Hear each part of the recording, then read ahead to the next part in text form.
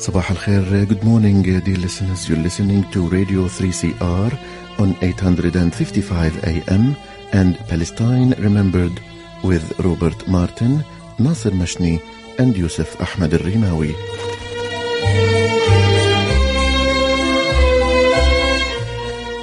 Palestine Remembered is Australia's only English language radio program that is totally dedicated to Palestine. We'd like to welcome those listening on 855 and those that will join us on podcast at 3cr.org.au.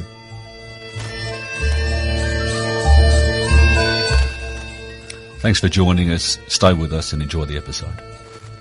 Bringing you the news and views and the untold side of the Palestinian struggle for freedom from a Palestinian perspective. Good morning, listeners, and welcome to another episode of Palestine Remembered. Joining me is Rob. Good morning, Rob. Good morning, Nasser. I'm wondering whether you're happy with what's happened in Australia over the last week or so, being the election. We're very happy with the result. Very happy that a couple of our nemesis have been shown the door by wonderful Australians who've kicked out some terrible politicians. Don't forget, listeners, Radiothon, 18th of June. Rob and I will be live in the studio taking your calls, so make sure you call in, donate, show your support to 3CR and also Palestine Remembered. Today, we're joined from Washington by a fantastic supporter of Palestinian rights and justice, Josh Ruebner, who's an adjunct lecturer in justice and peace studies at Georgetown University in Washington. He's also pursuing a PhD in Palestine studies at the University of Exeter's European Centre for Palestinian Studies. He's the author of two books, Shattered Hopes, Obama's Failure to Broker Israeli-Palestinian Peace, and Israel, Democracy or Apartheid State. He founded Jews for Peace in Palestine and Israel and was a policy director for US Campaign for Palestinian Rights and an analyst in the Middle East affairs at the Congressional Research Service. A fantastic resume and bio, Josh. Good morning and welcome. Thanks so much for having me, Nasser. It makes you sound very old, that lead-in, but as we know, you're not, and I'm still surprised. You're much younger than your resume suggests. Josh, tell us a little bit about your journey to your position on Palestine today. I guess to answer that question, I have to go back in history a bit. My grandparents on my father's side fled Nazi Germany in the 1930s and found refuge in Palestine and lived there for quite some time, where my dad was born. Although I was born here in the United States, I've had a deep connection to the issue of Palestine, Israel, since I was born. And I came of age during the height of the Oslo process, when a lot of people, including myself, were very optimistic that peace was just around the corner. The peace process was something that I supported in the initial days. I thought that the dialogue between Israel and the PLO was something that was inherently positive and would lead to a just and lasting resolution. But as I understood the issue more and did my own studying and had my own experiences, I came to a deeper understanding that this so-called peace process was really only designed to reinforce the status quo, which was Israel's control and domination and apartheid system over the Palestinian people. And to be honest, it was a difficult intellectual journey to go through, because at that time you didn't have broad diversity of organized Jewish groups that were speaking up on behalf of Palestinian rights as you do today. So it was a much more lonely journey than it is today for the younger generation coming up, who I think are getting it at a much quicker rate than my older generation did. Josh, there's been some recent research that suggests that younger Jews, particularly in the United States, have a lesser connection to Israel. Is that the sense you're getting increasingly? I mean, that space that you left, it's getting far easier to leave now, isn't it? Yeah, it definitely is. And when I was growing up and coming of age, it was a bit easier to be what we would call today a liberal Zionist. In other words, believing that dialogue and process could play itself out into some sort of resolution between Israel and the Palestinian people. But today, it's a much more stark choice, where the notion of liberal Zionism is becoming increasingly difficult to maintain as an intellectual and ideological space. Either you support Israel's status quo of oppression of the Palestinian people, or you support Palestinian rights. And those who are trying to somehow square the difference between the two are finding it more and more difficult to do so, especially as the fascist tendencies in Israeli society are becoming more and more evident for everyone to see every day, as we saw the other day with the flag march in Jerusalem and all of the disgusting genocidal chants that were issued by thousands of protesters. And for our listeners, May 29 is Flag Day, and it's when, sickeningly, the Israeli police force and army close down Jerusalem, and they allow, upwards of a few thousand, they're rabid, just racist human beings to run through Jerusalem with flags, shouting, "Death to Arabs, Muhammad is dead." And I saw some of it was Shireen is dead, talking about Shireen Abu Akleh, who was assassinated a couple of weeks ago in Jenin. Not enough that 530 plus villages were demolished in the Nakba, not enough that 85% of the Palestinians were driven from their homes. It's almost, I don't like using these sorts of words, but they're almost like pogroms, like the start of, you're just waiting for somebody to start lighting houses on fire to drive people away. Well, it really is that terrible. And I don't think that that's an overstatement to call it pogroms. And I think that if people had cell phones back in the 19th century and early 20th century, when those kind of events were taking place in Russia, we would see similar pictures to what we're seeing today out of Jerusalem. I mean, you have Israeli settlers attacking Palestinians on a daily basis, invading their villages, smashing their cars, trying to burn their houses, injuring and killing them. It's just run amok. And as this Israeli commander recently stated a few days ago to Haaretz, the Israeli newspaper, that there's no difference between the Israeli army and Israeli settlers, they're one and the same. And I think that really is the ethos that is driving Israel. Israel has been taken over by the government, I should say, has been taken over by those who are really at the heart of this drive to colonize the Palestinian West Bank. And I think it's very analogous to what took place when France colonized Algeria, how the French settlers in Algeria were really calling the shots on behalf of the totality of the French government. And I think you see something similar happening today. And I think that, it's making it much more easy for people to identify which side of this they're really on. Are you on the side of those who are trying to expel people from their homes, take over their land, shoot journalists in the head? Or are you on the side of peace and justice? It's really that simple. I mean, Israel and its propaganda spend so much time trying to convince us that this is something that's too difficult for the lay person to understand. No, it's really simple. Palestinians were ethnically cleansed from their home by Israel in 1948, and those who remained are just barely hanging on under this Israeli oppression, despite the steadfastness, despite the samud of the Palestinian people. So really, are you on the side of the colonizers or are you on the side of the colonized? It's really that simple. I think we should also mention that there was an Israeli lawmaker last week was reminding the young Palestinians that if they raised the Palestinian flag, that they should speak to their parents and the elder generation about the Nakba, which obviously is the catastrophe and the ethnic cleansing of the Palestinians. And he tells them this a week before they allow this horrific march through the Muslim quarters of the old city. It just shows the disparity between the power, the cultural positions, and the colonizer against the oppressor. It's just so clear. No doubt. And I think what's tripped up a lot of people in their understanding over the past 30 years is this so-called peace process, and that's in air quotes, because it's created in the minds of a lot of people a certain symmetry and balance between the two sides, because Israel can point to the establishment of the Palestinian Authority and act as if that Palestinian Authority actually had any authority, when in fact, of course, it doesn't. It's under Israel's thumb.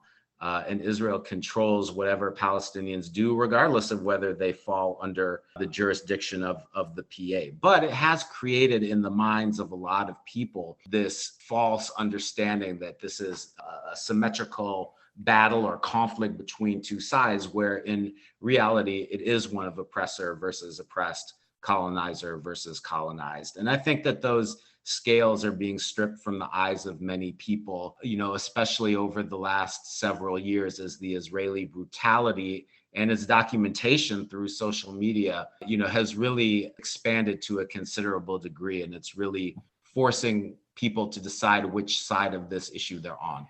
You spoke about liberal Zionism, and We know well that liberal Zionism is just somebody who's not quite there yet. Peter Beinart come out, Zionist Jewish establishment family, and he's come out now as a supporter of the one state. So he's gone complete full circle. We're actually seeing so much more activism from a progressive Jewish voice. Well, I think most of it can be explained in terms of generational shifts. Within the United States, you see an overwhelming shift in the way that people view the Israeli-Palestinian issue based on the generation that they are of. So poll after poll has confirmed this over the past several years, that the older you are, the more likely you'll be to be supportive of Israel. And the younger you are, the more likely you'll be to be supportive of the Palestinian people. And so I think it's that generational divide that's really driving things more than anything else. I'm not sure that young Jewish Americans are necessarily more pro-Palestinian than their non-Jewish peers in the United States. I think it's just part of this generational drift where people who are growing up with social media as part of their lived experience, they just see a whole different side of things that people in older generations just weren't exposed to. And the further we get from the horrors of the Nazi Holocaust, the more it's easy for people not to accept that as a so-called justification for Israel's oppression of the Palestinians. We're joined by Josh Ruebner, joining us from Washington. Josh, you wrote a recent article and something caught my eye. 5 things the United States knew about the Nakba as it unfolded. Now, a link to this will be in the podcast, so make sure you go through to that, and you'll also get a link to Josh's website as well. Josh, tell us about that article. Palestinians have been maligned and dismissed as anti-Semites for suggesting many truths about the state of Israel, but academics like yourself are delving into the archives and exposing the truth. Yeah, it's very interesting. I didn't know what I would find when I went into the archives. This was part of the PhD research that I'm doing right now, which is looking at how the United States related to the question of Palestinian self-determination. Originally, I was going to look from between World War I until the end of the Truman administration. But as I started to dive into the archives and really dig in to the Truman administration, I realized that so much was recorded that has not been explicated by historians yet. And I'm really surprised because these documents have been declassified for more than 40 years and have just been sitting there in the National Archives for anyone to see. And they document quite clearly that the United States knew exactly the scope and the gravity and the magnitude of Israel's dispossession of the Palestinian people in real time, beginning at the end of 1947 and going all the way through the early 1950s. So for example, there's this one cable that I quote in the article that you mentioned, Nasser, from James McDonald, who was the first US ambassador to Israel. And he's actually referred to by some others in the US State Department as a quote unquote professional Zionist, which he was. He was a member of the Anglo-American Commission in 1946. He was very sympathetic to Zionism, as were a lot of Christians in the aftermath of World War II who felt it was a way to, expiate the sins of the Holocaust. So after this commission that he was on in 1946, he went around the Jewish lecture circuit in the United States, supporting Zionism, and he was named the first ambassador to Israel. And even someone as sympathetic as to Zionism as James McDonald was, wrote back to the Department of State that the Palestinian refugee crisis was of, quote, catastrophic proportions. And of course, Nakba in Arabic means catastrophe in English. So in real time, you had US diplomats who were sympathetic to Zionism reporting back to Washington, D.C. about just how grave this situation was. I'll give you another example in a cable that I didn't quote from in that article that I found very poignant was some visits that were made by US diplomats from the US consulate in Jerusalem in 1948. They went to Ramallah, today in the West Bank, and they saw all of these thousands and thousands of Palestinian refugees who were sleeping out in the open. They were sleeping under olive trees, because in other reports that were in the archives, the refugees talked about how they were forced to flee from their homes at gunpoint by Israeli soldiers and weren't allowed to take any possessions with them.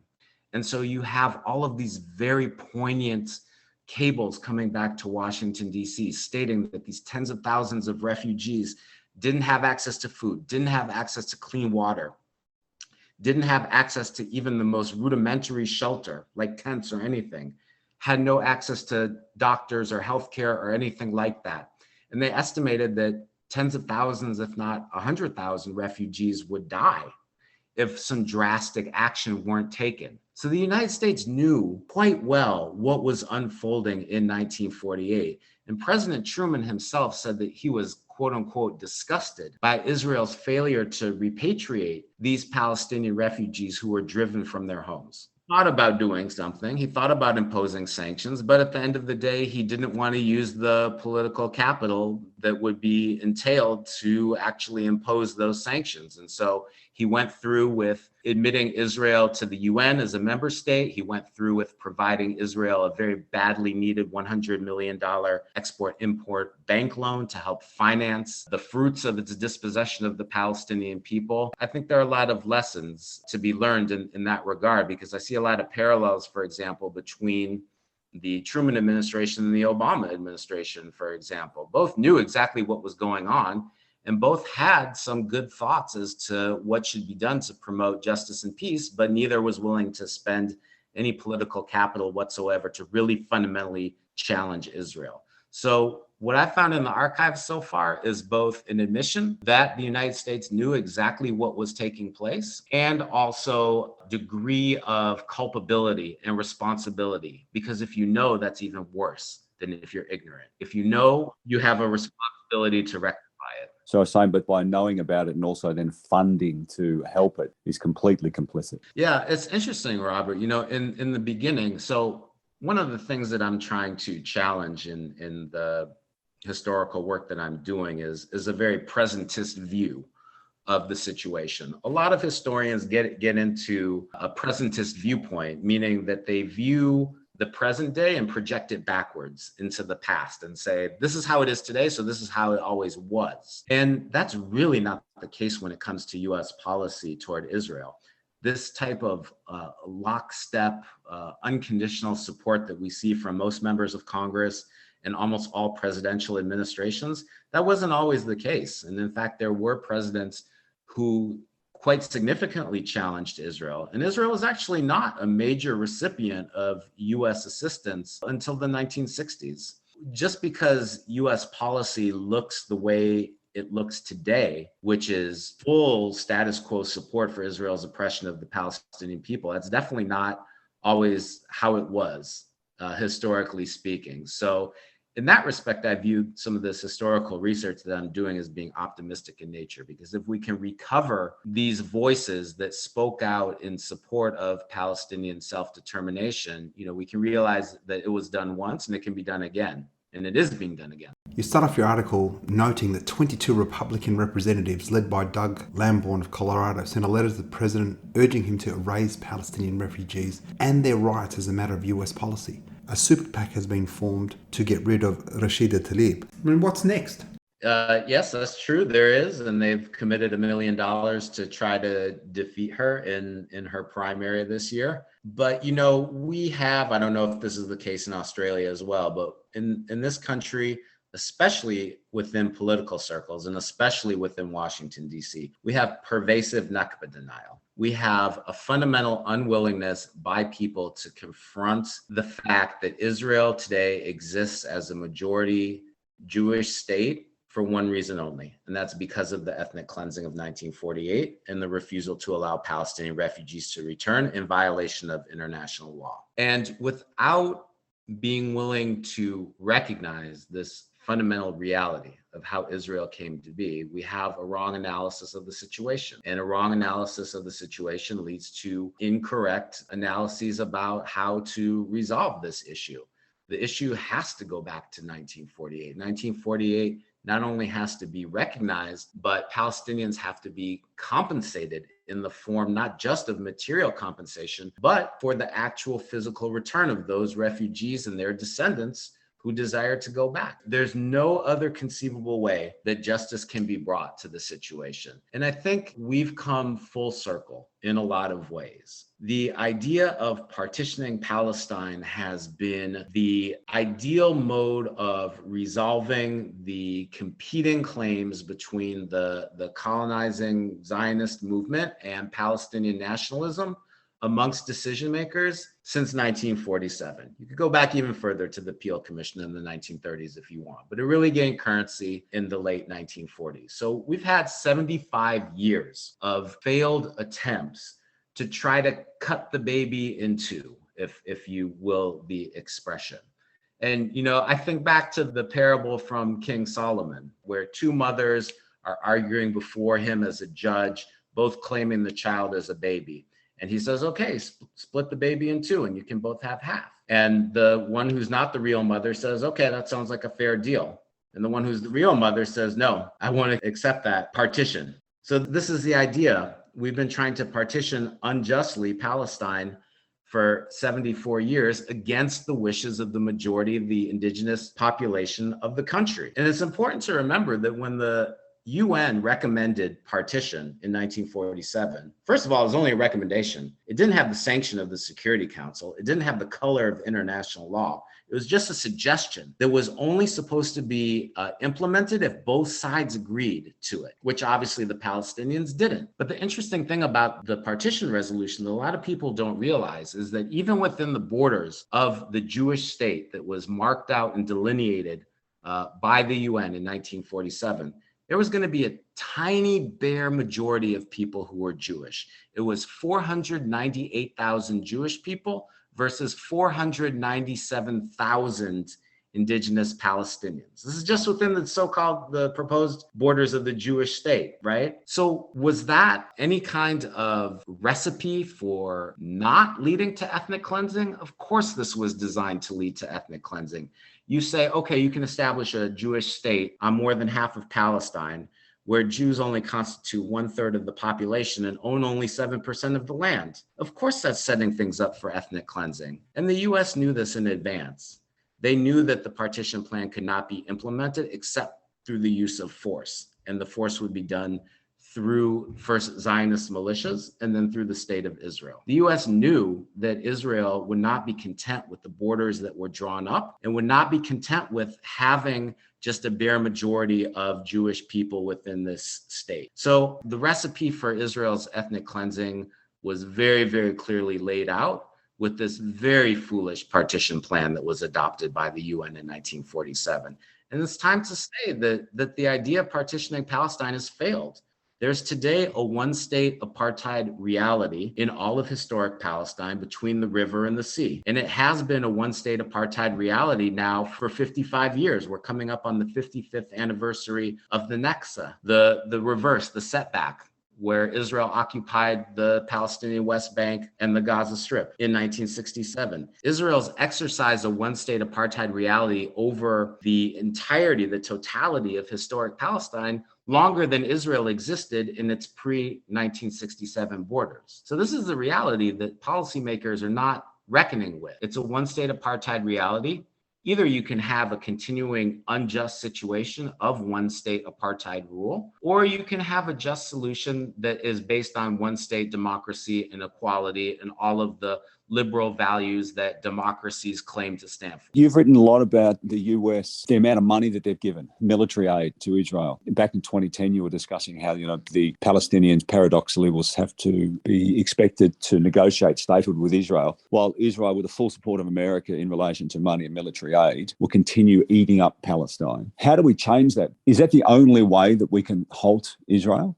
That's a good question, Robert. I don't know if it's the only way, but I think it's a crucial way. I mean, the United States needs to end its complicity in Israel's human rights atrocities against the Palestinian people. Nasser, you mentioned the journalist Shireen Abu Akleh. She was killed with a Ruger rifle that was made in Connecticut in the United States that was most likely paid for by our taxpayer dollars as U.S. citizens.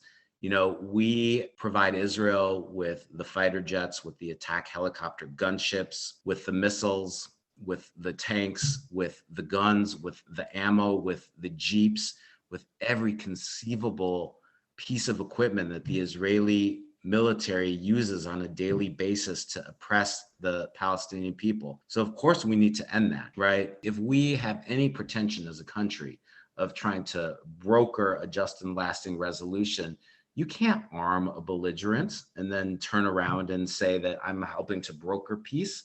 What kind of nonsense is that? Up until the Russian invasion and war against Ukraine, the US provided more weapons to Israel than all other countries in the world combined. That's at the expense of the US taxpayer. It provides a lot more to those who are willing to pay for it. In previous research that I've done, I've found that there have been hundreds of different kinds of weapons that have been provided, many of which can be linked directly to atrocities committed by Israel, and Israel's never been held accountable for that.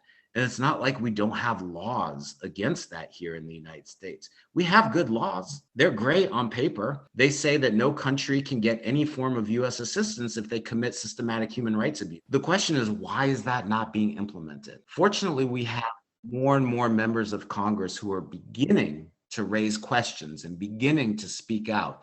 So earlier this week, for example, we had 15 members of Congress speak out against Israel's attempt to ethnically cleanse more than 1,000 Palestinians from the Masafer Yatta region in the South Hebron Hills.